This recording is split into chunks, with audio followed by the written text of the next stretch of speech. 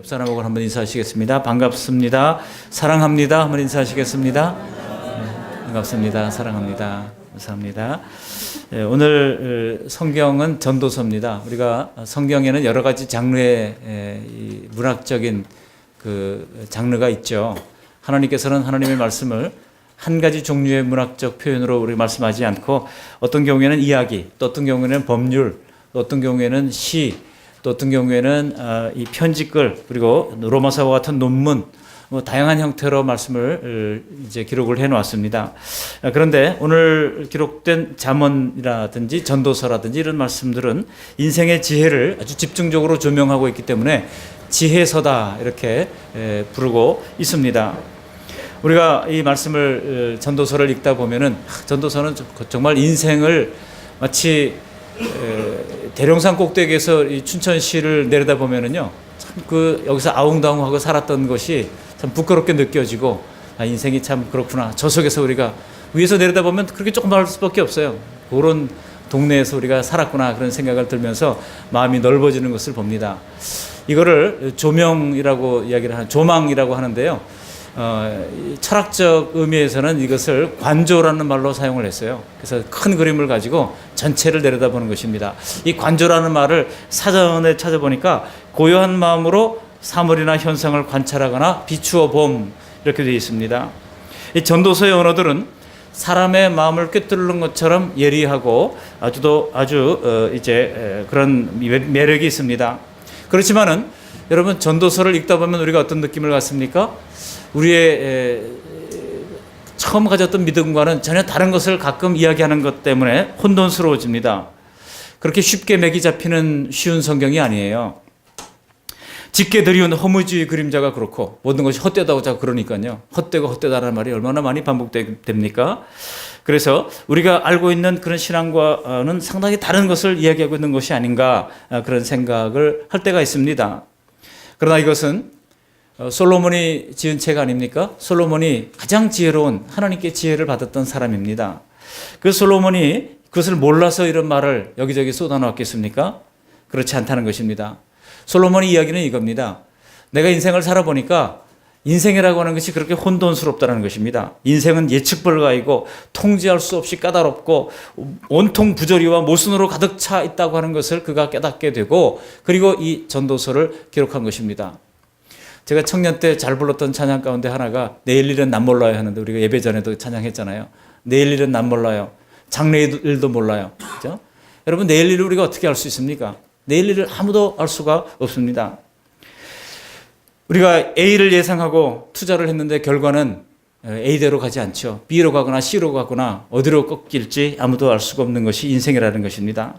그래서 여러분, 전도서에서 이랬다 저랬다 하는 말 같은 것들이 솔로몬의 실수가 아니라 솔로몬이 인생을 제대로 파악했다고 하는 것을 우리가 알 수 있는 대목인 것이죠.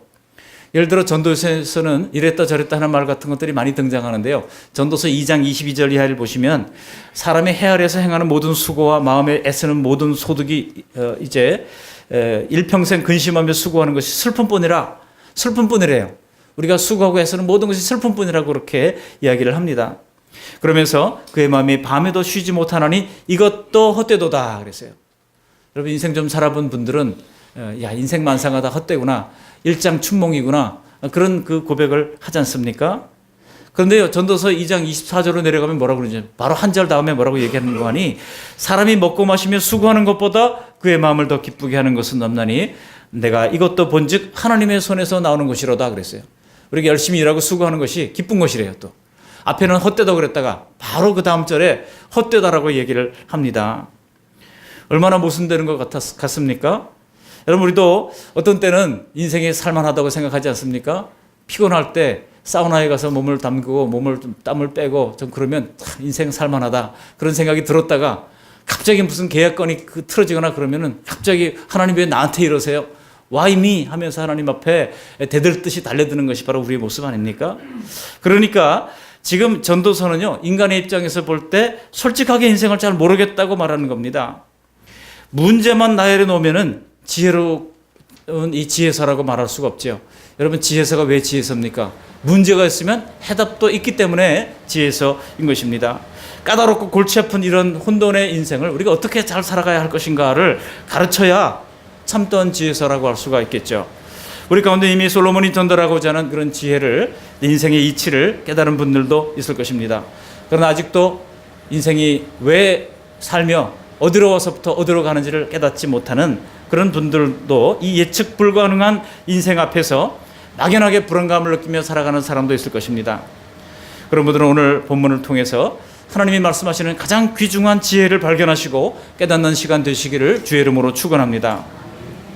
오늘 우리가 알고자 하는 이 솔로몬의 말씀은 솔로몬이 관찰한 대로 수고하고도 불공평하고 수고하고도 부조리하여 슬픔뿐인 이 세상을 우리가 어떤 식으로 살아갈 거냐 하는 거예요. 제가 IBF 간사를 시작하면서 이 IBF 회관 건물을 지은 적이 있어요. 그리고 그 건물에서 제가 결혼식을 올렸습니다. 건물을 저는 매일 아침 나가서 그 새벽부터 저녁 밤 늦게까지 현장에서 있었어요. 근데 같은 동료 중에 뺀질이가 있었습니다. 하루 종일 일하는데 이 뺀질이 이분은요 안 나타나요. 그래서 막 마음에 이게 분노가 일어나기도 하고 미움이 일어나기도 그래요. 근데 이 뺀질이가 어느 날 갑자기 나타났는데 오자마자 10분 만에 못에 찔려가지고 병원에 갔어요. 못을 잘못 밟아가지고. 그러니까 사람들이 와가지고 고생한다고 거기 그냥 그 선물 주고 그러는 거예요. 제가 볼 때 이제 하루 종일 일하고도 아무도 저한테 선물 주는 사람 없는데 잠깐 10분 일하다가 못에 밟혀가지고 병원에 갔는데 말이죠. 수고한다 그러고 사진 찍고 그래요. 그래서 내가 속으로 야 이게 부조리한 인생이구나. 여러분 인생이 그럴 때가 있잖아요. 꼭 그런 사람이 있습니까 없습니까? 우리 주변에 한두 사람쯤 꼭 있을 겁니다.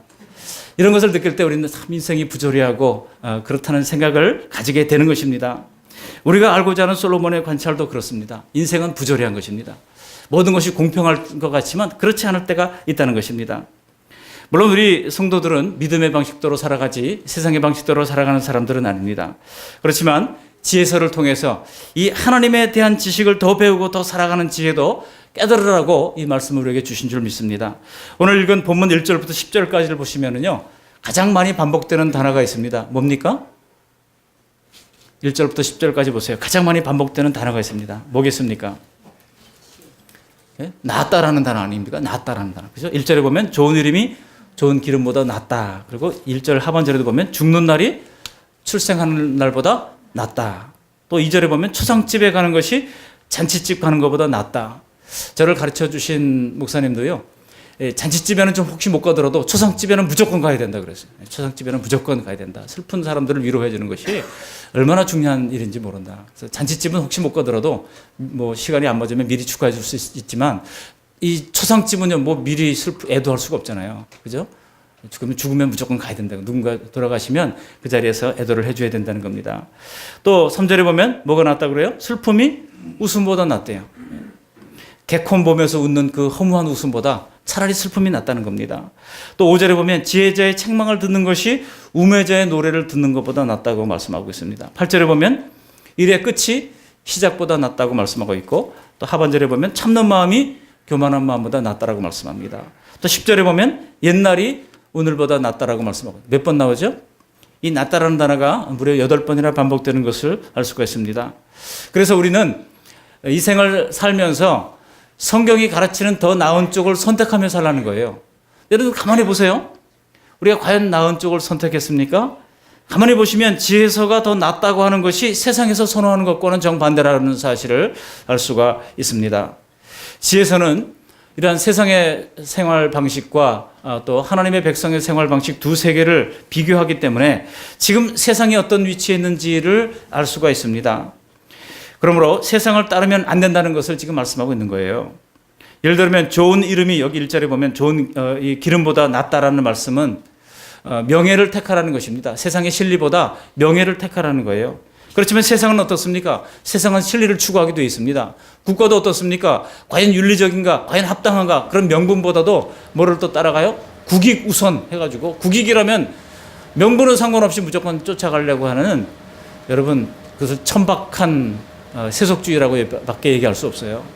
여러분 하나님은 명예를 선택하는 사람을 소중히 여기십니다. 하나님의 명예 또 우리 자신의 명예 또 국가의 명예 이 명예가 소중한 그래서 이름이 이 기름보다 낫다는 겁니다. 그렇지만 우리는 지금 어려서부터 그 명예를 선택해서 뭐 할 건데? 예. 결국 먹고 사는 일이 중요하다 하면서 너무나도 이 세상은 실리가 소중하다고 하는 사실을 가르쳐 왔습니다. 그래서 어떤 학교에는 실사구시 이런 것을 중요한 아주 이 학교의 교훈처럼 그렇게 가르치는 곳도 있습니다. 그렇지만은 성경은 실리보다 명예를 선택하고 우리 이름을 선택하라고 말씀하고 있습니다. 여러분, 실리를 추구하다가 나중에는 어떻습니까? 탐욕과 뇌물이 사람의 명철을 망하게 한다고 말씀하고 있지 않습니까? 실질적으로 뇌물이 사람을 어떻게 만드는지는 우리는 뉴스를 보면 다 알잖아요. 뇌물을 추구하고 뇌물을 주고받던 사람들이 다 어디에 가 있습니까? 아주 국가기관에 지금 가서 앉아가지고 1,350원짜리 밥을 먹으면서 살고 있잖아요. 우리 조카가 삼성에 다니는 조카가 있는데요. 회식이 없어졌대요. 회식이. 지금 부회장은 지금 1,350원짜리 먹고 있는데 우리가 어떻게 5,000원짜리, 7,000원짜리, 만원짜리 밥을 먹을 수 있냐고 해가지고 회식 문화가 지금 사라졌대요. 언제 나올지 모르잖아요. 아주 이제 적막한 가운데 이제 있다는 그런 얘기를 듣습니다. 여러분, 성경은 죽는 날을 염두에 두는 것이 더 낫다고 말씀하고 있습니다. 1절 하반절에 보면 세상은 죽음을 묵상하지 못하죠. 오직 살아갈 일만 생각합니다. 내일 죽는데도 불구하고 오늘 영원히 살 것처럼 우리가 살아가는 것이 인생의 모습입니다. 그러나 이 땅에서 잘 살 것만 생각하는 것은 영원히 죽는다고 하는 것이 성경의 진리예요. 오히려 죽음 이후를 생각하는 사람이 이제 내세를 준비하는 사람이 하나님께서 영생의 기쁨을 허락해 주신다고 말씀하고 있는 것입니다. 똑같이 세상을 살아가면서도 성경이 말하는 가치와 세상이 추구하는 가치가 왜 이렇게 다를까요? 여러분, 그 이유는 무엇입니까? 우리가 진리를 어디까지 아느냐가 관건인 것입니다. 어디로부터 와서 왜 살며 또 어디로 가는지를 사람은 깨닫지 못하기 때문에 그저 이 세상이 전부인 것처럼 살다 보니까 이 세상에서 아웅다웅하고 다투면서 그렇게 살아가는 것입니다. 여러분, 오늘 본문에서 가장 많이 우리가 읽었던 본문에서 가장 많이 나오는 단어가 뭐라고 그랬습니까? 지혜라는, 낫다라는 단어가 8번밖에 안 나오지만 지혜라는 단어는 9번 나옵니다. 한 번 더 나와요. 지혜서에 나오는 지혜니까 가장 중요한 단어가 아마 지혜라고 할 수 있을 것입니다. 진실을 진실대로 알게 하는 것이 바로 지혜입니다. 우리 인생의 진실, 내세의 진실, 인간이 왜 살며 어디로 가는지를 가르쳐주는 건 진실, 보이지 않지만 존재하는 것도 우리가 볼 수 있는 그런 영안이 열려야 하는 것입니다. 근데 세상은요, 겉으로 드러난 것만 보는 거예요. 세상적 가치관을 만들어냅니다. 반면에 지혜는 어떻습니까? 눈에 보이지 않는 만물의 원인자, 제1원인인 하나님을 말씀을 통해서 볼 수 있도록 우리의 영안을 열어주는 것이 성경의 이제 유익인 것입니다. 이런 지혜를 가져야 오늘 솔로몬이 말한 더 나은 삶을 우리가 이해하게 되고 또 그렇게 살아갈 의지가 생기게 되는 것입니다. 그걸 모르면 그냥 세상 가치대로 살고 결과는 어떻습니까? 결코 낫지 못하다고 하는 사실을 우리가 마침내 깨닫게 될 것입니다. 그러니까 전도서는요, 세상에 대한 처세술을 가르쳐주는 지혜를 말하는 것이 아닙니다. 현세와 내세를 통찰하는 그 하나님의 지혜를 우리가 깨닫고 얻으라는 거예요. 이 지혜가 얼마나 값진 것인지 11절에 보시면 이렇게 말씀하고 있습니다. 우리 11절 말씀 같이 한번 함께 읽어보십니다. 11절, 지혜는 유산같이 아름답고 햇빛을 보는 자에게 유익이 되도다. 지혜는 뭐같이 아름답다고요? 유산. 여러분, 유산을 받으면 기분 좋잖아요. 그죠? 내가 노력한 거 아닌데 이 솔로몬이 유산을 받았잖아요. 누구로부터?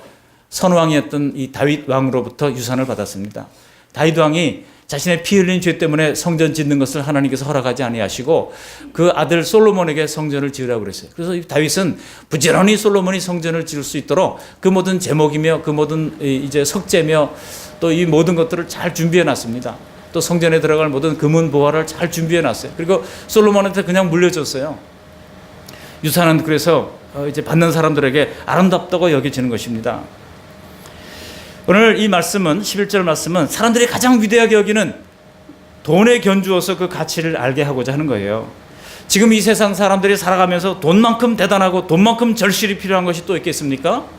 사람이 죽을 때까지 의존하는 것은요, 하나님이 아니라 돈입니다. 그래서 12절을 보시면 지혜의 그늘 아래에 있음은 돈의 그늘 아래에 있음과 같다라고 말씀하고 있는 거예요. 여러분, 돈이 그늘이 된다는 거 인정하세요? 돈이 그늘이 된다? 난 인정하지 못합니다. 그런 분이 있으십니까? 다들 인정할 겁니다. 우리 12절 말씀 같이 다시 한번 읽어보십니다. 12절, 지혜의 그늘 아래에 있음은 돈의 그늘 아래에 있음과 같으나 지혜에 관한 지식이 더 유익함은 지혜가 그 지혜 있는 자를 살리기 때문이니라. 우리 딸이 자취를 하고 있는데요. 빈대가 나온다 그래가지고 해충 퇴치를 잘 했냐고 제가 물어봤더니 내가 지금 해충 같은 삶을 살고 있다고 답장이 왔어요. 그래서 미안해. 그래서 제가 뭐라 그러냐면 이제 영어로 You are precious more than diamond and gold 이렇게 이제 써보냈어요. 그랬더니 골드하고 다이아몬드를 달라는 거예요. 그래 주지 그랬더니 자기 몸무게만큼 달래요. 야 이게 참 골드바 50몇 개를 어떻게 만들어야 될지 이제 걱정입니다. 여러분 사람들이 다 돈을 좋아하잖아요. 그죠? 다 돈을 좋아합니다. 목사는 어떻습니까? 목사는 돈 안 좋아할까요? 제가 어떤 목사님하고 또 우리 학생들 데리고 한 10여 년 전에 인도네시아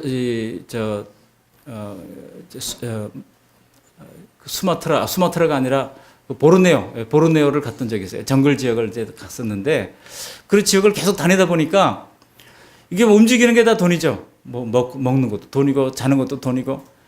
근데 이제 그 목사님이 하시는 말씀이 야 선교지에 나와 보니까 돈이 제일 중요하다 그래요. 그래서 제가 목사님, 하면서 이제 그게 무슨 말입니까? 그래서 그랬더니 제 눈치를 보고 얼른 정정하더라고요. 첫 번째는 하나님이 중요하고 두 번째는 돈이 중요하다고 얘기하더라고요. 가는 것마다 돈이 얼마나 필요합니까? 선교사님 만나면 또 선교비를 드려야죠. 또 뭐 묵으면 또 호텔비 들어야죠. 또 식당 가면 먹어야 되죠. 이동하면 또 차비 들어야죠. 모든 게 다 돈인 거예요. 여러분이 돈 싫어하는 사람은 세상에 아무도 없을 것입니다. 그런데 오늘 전도서 기자가 말씀하려고 하는 것은 그 돈 그늘에 기대는 것보다 지혜의 그늘에 거하는 것이 더 좋다고 말씀하고 있습니다. 왜 그렇습니까? 돈은 영원한 생명을 살려낼 수 없습니다. 그렇지만 지혜는 그 지혜를 가진 자를 살리기 때문입니다. 돈이 사람에게 그늘이 되는 것은 한시적이에요. 이 땅에 사는 동안 뿐입니다. 그래서 호흡이 끊어지는 순간은 돈은 더 이상 사람과 동행할 수 없습니다. 관에다가 아무리 신사임당을 집어넣어 준들 여러분 그게 하늘까지 가겠습니까? 못 갑니다. 그렇지만 지혜는 어떻습니까? 지혜는 이 땅에서뿐만 아니라 영원히 사는 곳까지 사람과 동행한다고 성경은 말씀하고 있습니다. 그러므로 여러분 지혜의 그늘이 돈의 그늘 아래에 있는 것보다 훨씬 더 유익하고 좋다는 거예요. 오늘 저는 본문을 보면서 세 가지 질문을 하면서 그에 대한 답변을 통해서 말씀을 증거하려고 합니다. 첫 번째로 과연 그렇다면 이 지혜가 무엇인가 하는 것입니다. 여러분은 우리가 신구약 성경을 보면서 그 지혜의 정체가 서서히 드러납니다. 그것은 단순히 세상에서 말하는 뛰어난 어떤 지적 능력을 말하는 것이 아닙니다. 수능 만점 맞는 그런 지식의 능력을 말하는 것이 아닙니다. 그런 지식은 어쩌면 솔로몬이 이 지구상의 최고의 지혜를 가졌던 사람, 지식을 가졌던 사람입니다. 그런 그의 지혜로 이 세상과 인생을 손아귀에 쥐고 다뤄보려고 했지만은 그의 결론이 무엇입니까? 그의 결론이 마지막 순간에 보니까 이 모든 것이 헛되고 인간 능력 밖이라고 하는 것을 그가 고백할 수밖에 없었습니다. 그래서 이 모든 지혜도 헛되다라고 고백할 수밖에 없었다는 거예요. 여러분 한번 생각해 보십시오. 최고의 권력과 최고의 부와 최고의 지혜를 가졌던 솔로몬이 백기를 들었다면 여러분 우리는 진작에 빨리 포기하고 백기를 드는 것이 지혜로운 것입니다. 솔로몬은 일평생을 낭비하고 실패와 허탈 속에서 노년에 가서야 참된 지혜를 발견하게 된 거예요. 그래서 지혜가 생기니까 인생의 목적이 무엇인지를 비로소 깨달아 알게 된 것입니다. 그래서 전도서 결론이 무엇입니까? 우리 한번 찾아보시겠습니다. 전도서 마지막 부분, 전도서 12장 13절 14절 말씀을 한번 읽어보시겠습니다. 구약성경 959쪽 전도서 12장 13절 14절 말씀을 함께 읽어보시겠습니다. 일의 결국을 다 들었으니 하나님을 경외하고 그의 명령들을 지킬지어다. 이것이 모든 사람의 본분이니라. 하나님은 모든 행위와 모든 은밀한 일을 선악간에 심판하시리라. 모든 행위와 모든 은밀한 일을 선악간에 심판하신다는 거예요. 그런데요, 여러분 이 세상에서 이걸 깨닫는 사람이 얼마나 되겠습니까? 오늘 본문에 현실과 내세에 더 좋은 삶을 선택하도록 성경은 가르쳐 주시지만 이런 지혜가 없다면 그저 이상적이고 아름다운 이야기일 뿐입니다. 지혜가 깨닫게 해주어야 내세를 생각하게 되는 겁니다. 그래야 교만한 마음보다 참는 마음이 낫다는 하는 것을 알게 되고 당장 눈앞의 이익보다 성도의 거룩한 이름을 우리가 선택할 수 있는 그런 지혜를 받게 되는 것입니다. 슬픔을 통해서도 오히려 우리는 웃음보다 더 나은 지혜가 있음을 깨닫게 되는 것입니다.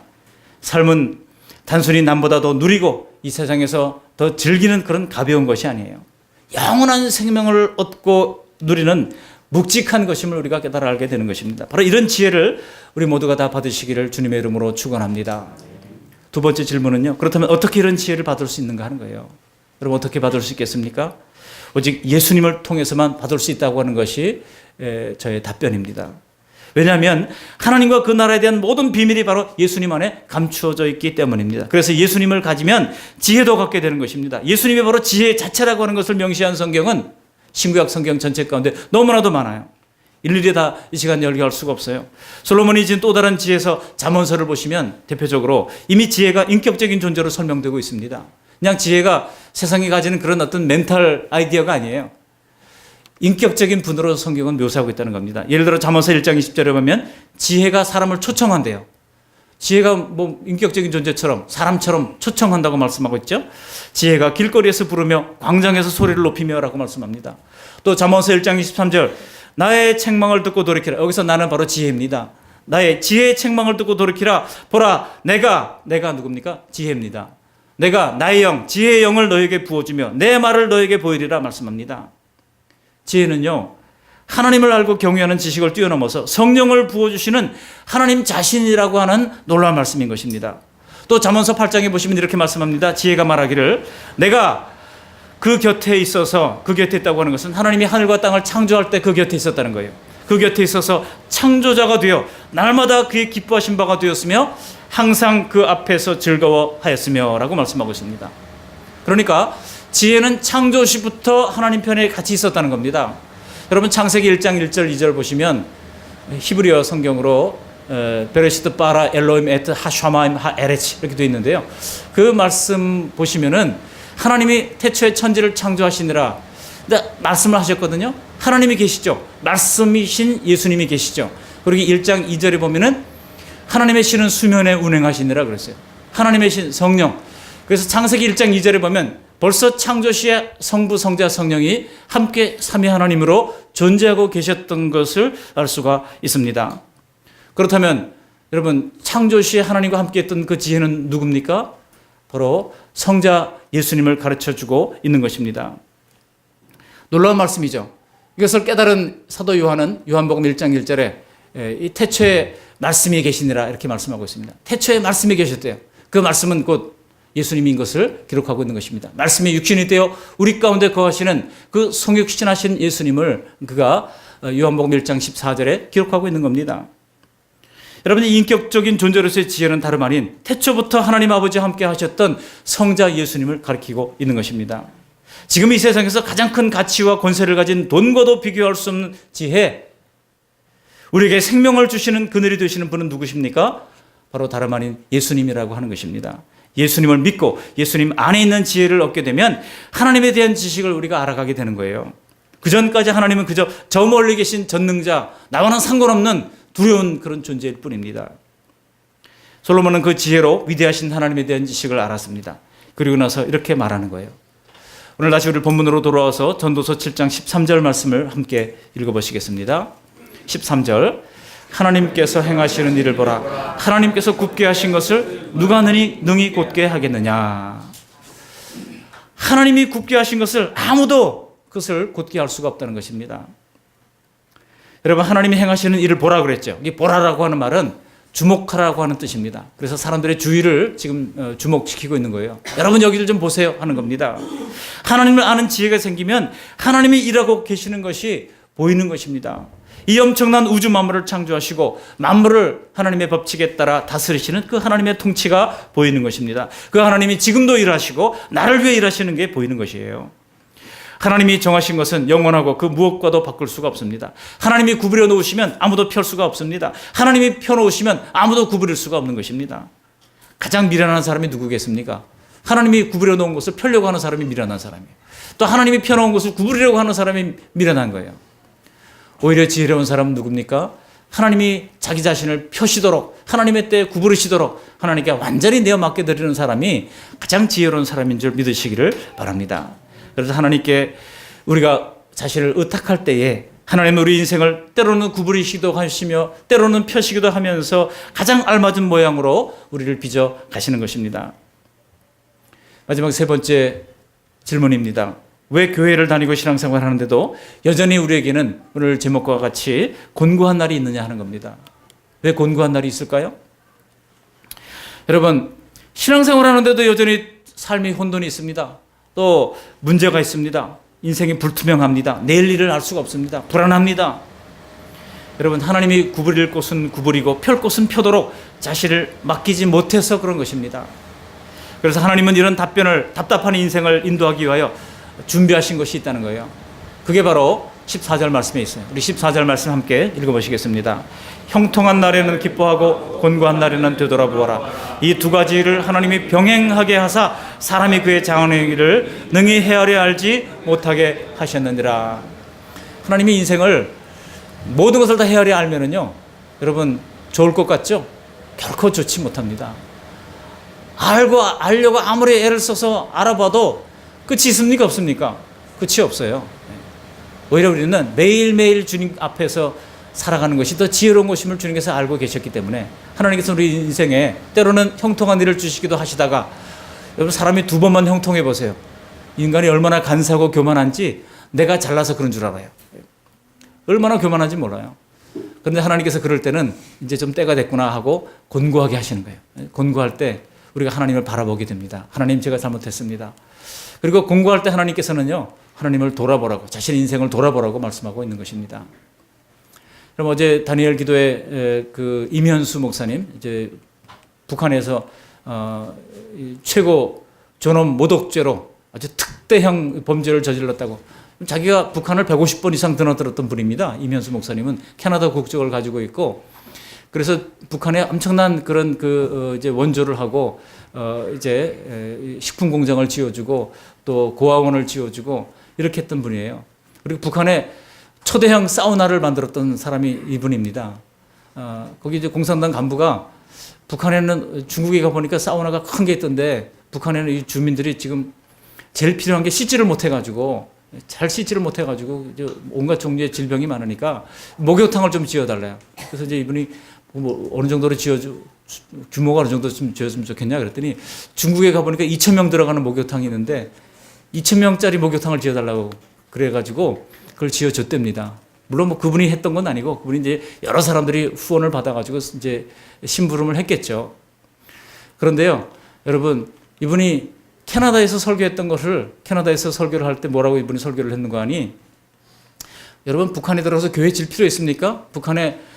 북한마다 지금 마을마다 거리마다 뭐가 있어요? 35,000개의 이제 그 노동 이 공산당 사적비가 있습니다. 사적관이 있고, 그런데 거기에 십자가만 달면 아름다운 교회가 된다는 거예요. 그러니까 교회 진료가 있을 필요도 없고, 이 사람들을 잘 돕고 섬기면 하나님께서 통일의 은혜를 허락해 주실 때 이제 거기다가 십자가 달면 다 교회가 되고 35,000개의 교회가 생긴다는 거예요. 그러니 그 대신 우리가 그 사람들에게 필요를 채워주고 먹을 걸 갖다 주자는 거예요. 어떻든 이분이 설교를 하면서, 그런 설교를 하면서 북한에는 이미 다 오리엔테이션이 됐다는 겁니다. 하나님을 따로 설명을 안 해도 된다는 거예요. 왜냐하면 김일성을 하나님으로 알고 있기 때문에 김일성을 하나님으로 딱 바꾸면 다 맞아떨어진다는 겁니다. 또 김정일을 예수님으로 바꾸면 딱 맞아떨어진대요. 또 김정은은 또 성령님인지 모르겠습니다만 그렇게 이제 된다는 겁니다. 그래가지고 벌써 성삼위 하나님이 이 사람들이 벌써 다 그냥 체득하고 있다는 거예요. 이게 그게 아니고 이분이 실체를 알려주면 아주 북한 선교 쉽게 된다고 얘기를 했다가, 그거를 이 북한 정부부에서 이 사람을 캡처를 해뒀다가 이제 북한에 들어왔을 때 체포를 해가지고 최고 존엄 모독죄로 그래가지고 노동교화소에 들어가서 종신노동교화형을 받고 복역하는 중에 하나님의 은혜로 기적적으로 이제 지난해 탈옥을 하게 됐죠. 그래가지고 이제 탈옥이 아니라 이제 석방이 돼서 나오게 됐습니다. 근데 이분이 그 3중 7중의 그런 그 감옥 속에서 자기 혼자만 있는데 50명의 이제 사람들이 자기를 이제 아주 아주 그냥 감시를 하는 거죠. 그런 가운데 사방으로 꽉꽉 막혀 있고 하늘만 보인대요. 그 가운데 하나님을 예배하면서 경배하면서 이제 오히려 겸손해지고 하나님과 더 깊은 묵상을 했다고 이야기를 합니다. 오히려 교도소에 있는 그 시간들이 그에게 괴로움의 시간이 아니라 또 행복한 그런 복된 시간이었다라고 고백하는 것을 보고 은혜를 받았습니다. 여러분, 그렇습니다. 하나님은 우리가 교만해지지 않도록 곤고한 날을 준비해 주시기도 하는 것입니다. 그럴 때 여러분, 원망하지 마세요. 여기 말씀대로 돌아보시기를 바랍니다. 괴롭고 어두운 날 통해서 모든 것이 끝날 것 같지만 하나님께서는 그것을 잘 견디는 자에게, 마태복음 24장에 있는 것처럼 끝까지 견디는 자는 구원을 받으리라 그랬어요. 끝까지 견디다 보면 어느 날 그 어둠의 터널도 마침내 이제 통과하면서 밝은 빛 가운데 거하게 될 줄로 믿습니다. 또 형통한 날이 이어질 때 우리는 겸손할 수 있기를 바랍니다. 형통한 날이 이어진다고 여러분 자랑질하지 마세요. 여러분, 주보 4페이지 공감의 글을 보세요. 감사한 죄, 감사하지 못한 죄, 감사한 죄라는 그 글을 한번 읽어보세요. 우리의 감사는 성숙해야 합니다. 다른 사람은 지금 감사하지 못하고 억울한 사람, 괴로운 사람, 고통 겪는 사람, 또 이제 체육관에서 부들부들 떨면서 자는 사람들이 있는데, 우리가 나만 잘 됐다고 이기적인 감사만 하는 것은 그것은 다른 사람을 돌아보지 못한 죄에 해당한다는 겁니다. 우리의 감사는 성숙해야 하는 것입니다. 형통할 때 여러분도 조심하시기 바랍니다. 왜냐하면 하나님은 인간이 자신의 한계를 깨닫고 전능자를 찾고 의지하도록 디자인해 놓으셨기 때문에 우리가 전능자를 어느 순간에 잊어버릴 때, 우리의 교만함으로 말미암아 하나님을 우리가 깨닫지 못하게 될 때는 하나님께서 우리를 곤고한 자리에 슬쩍 밀어넣으시는 거예요. 그러므로 여러분, 우리가 할 일은 무엇입니까? 형통한 날을 주실 때는 하나님께 감사하며 기뻐하는 것입니다. 오늘 건강하게 이 맑은 가을 하늘 아래 걸어서 예배할 수 있었다면 여러분, 이것도 기뻐할 일입니다. 그저 내 인생이 소소한 행복을 느낄 수 있다면 이것도 얼마나 감사한 일인지 모릅니다. 반면에 지금 곤고한 시절을 지나는 분들이 있다면 되돌아보라고 말씀하고 있는 것입니다. 3절에 있는 대로 슬픔이 기쁨보다 나음은 마음에 유익하기 때문이라고 말씀합니다. 곤고하고 괴로운 시절에 눈물 짓는 것은 하나님을 경시하고 살아오던 삶을 되돌아보고 돌이킬 수 있는 절호의 기회가 된다는 것입니다. 우리는 큰 일을 당해서 곤고해지면 정신없이 자꾸 어떻게 이것을 탈출을 찾으려고 이것저것 뛰면서 애를 쓰지만, 성경은 그렇게 들뜨기보다 먼저 가만히 앉아서 되돌아보라고 말씀하고 있는 것입니다. 너무 힘들 때는 오히려 힘을 빼야 되잖아요. 힘을 빼시기를 바랍니다. 힘들 때 되돌아보면 어디서 문제가 생겼는지 보이게 됩니다. 그리고 그것이 보이면 하나님께 엎드려 회개하면서 해결책도 하나님께서 제시해 주시는 겁니다. 돌아보면요, 과거에 힘든 일들을 우리가 어떻게 그렇게 지내왔는지, 힘든 일 뒤편에 어떤 좋은 날이 다시 찾아왔었는지 깨닫게 되지 않습니까? 그것을 기억하면서 용기를 내라는 것입니다. 그때 도와주셨던 하나님께서 다시 우리의 인생을 새로운 반석 위에 세워주실 줄로 믿습니다. 그럴 때 지금의 곤고한 삶도 지나고 나면 아름다운 추억으로 새겨지게 되고 또 형통한 날들을 가져오는 그러한 출발점이 될 줄로 믿습니다. 만일 우리의 삶에 형통한 일들만 있었다면 우리의 믿음은 훨씬 더 얄팍하고 우리의 믿음은 훨씬 더 형식적인 그런 믿음이 되었을 수도 있어요. 오히려 마음의 육체가 고난을 당하는 그런 어두운 시절에 하나님은 우리 영혼이 더러운 녹슨 부분들을 눈이 나도록 닦아주시는 것입니다. 그러므로 사랑하는 성도 여러분, 고통당하고 있다면 그 고통이, 그 아픔이 헛되지 않도록 우리 마음을 강하게 하시고 우리의 믿음을 예수님께로 더 결속되게 하시기를 바랍니다. 인간 편에서 보면 이런 예측 불가의 인생이 종잡을 수 없어서 두렵지만 하나님께서 이 모든 것을 의도적으로 병행하게 하신다는 사실을 기억하시면서 어려운 일, 곤고한 일들도 용기를 얻어서 헤쳐나갈 수가 있는 것입니다. 말씀을 마칩니다. 하나님을 아는 지혜는 세상 일에 심취해서 살아가다가 어느 날 갑자기 터득하는 것이 아니에요. 잠언서에서 지혜가 말씀합니다. 잠언서 8장 34절 보시면 누구든지 내게 들으며 날마다 내 문 곁에서 기다리며 문설주 옆에 기다리는 자는 복이 있나니 대저 나, 즉 지혜를 얻는 자는 생명을 얻고 여호와께 은총을 얻을 것임이니라. 그 지혜는 예수님입니다. 예수님을 깊이 생각하고 날마다 하나님의 말씀을 통해 예수님의 뜻을 깨달아 살려고 할 때에 하나님은 우리에게 이 합당한 세상을 살아가는 지혜를 주신다는 겁니다. 한 주간, 매주간의 삶이 얼마나 빨리 돌아가고 얼마나 바쁜지 모르지만 그러나 시간을 내어서 여러분 성경을 펼쳐 놓고 하나님의 뜻을 생각하시기를 바랍니다. 그리고 내게 하나님은 무엇을 고치라고 말씀하시는지 또 어떻게 살라고 말씀하시는지 곰곰이 생각하면서 헤아릴 수 있는 저와 여러분들이 되시기를 바랍니다. 형통한 순간이나 곤고한 순간이나 우리 예수님이 우리와 영원토록 동행하십니다. 우리의 삶에 구부러진 곳을 펴시고 헛된 세상에서 가장 나은 삶을 누리며 살도록 주시는 그 복 주시는 하나님을 만나는 복된 한 주간이 되시기를 주님의 이름으로 축복합니다. 아멘. 고마우신 하나님, 날마다 주옥 같은 주님의 말씀 들려주셔서 고맙습니다. 지혜는 바로 예수님인 것을 깨달아갈 수 있도록 도와주시니 감사를 드립니다.